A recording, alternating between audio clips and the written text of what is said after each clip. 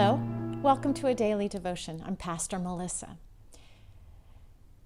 As we start a new week of daily devotions, we are going to explore the idea of trusting God to meet all of our needs. I'm here in the shower ministry because we are meeting needs, real needs for real people every day that we are open. So we began our exploration this week in Sunday at worship with the story of Jesus turning water into wine at a wedding feast. And the people who were standing beside him, the ones that were following his instructions, those were the people who got to see the miracle. So, when we are following Jesus, we get the privilege of seeing miracles. Our text today, John 2:11, says, Jesus performed this first miracle in Cana in Galilee, and there he revealed his glory, and his disciples believed in him. When we see the glory of God revealed in flesh, it is 100% compelling. The glory of God cannot be mistaken for coincidence, and it can't be explained by natural laws. And you know, Jesus knows us. God knows just how stubborn and forgetful I am. I can see the amazing work that God is doing, and then I can walk away from it. 2 hours later, I get all distracted by my own thoughts, or the pressures of the world, or something shiny that demands my attention, and I completely forget who God is. But if I stay close as the servants at the wedding feast stayed close, if I keep my attention on the work Jesus is doing in the world, Jesus rewards my efforts. You know, it's not unlike training a dog. I have this sweet little Maltipoo named Ollie. Isn't he precious?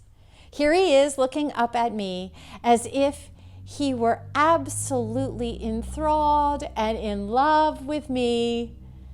He's really just waiting for a treat because I have asked him to sit. But he has learned that if he does as I ask, he gets a reward.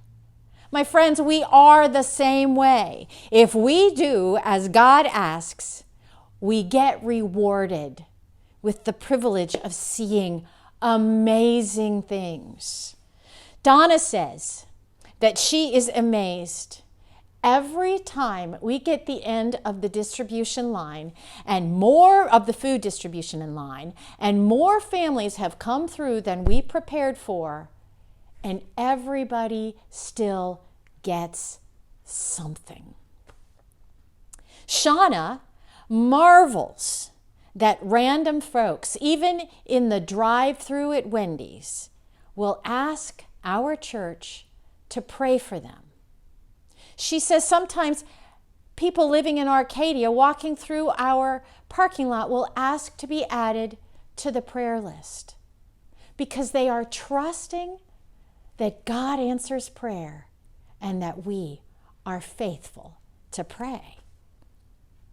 Pastor Susan marveled at the power of spiritual relationships and friendships to create solace and to bring peace for her dear friend in deep grief at the loss of her son.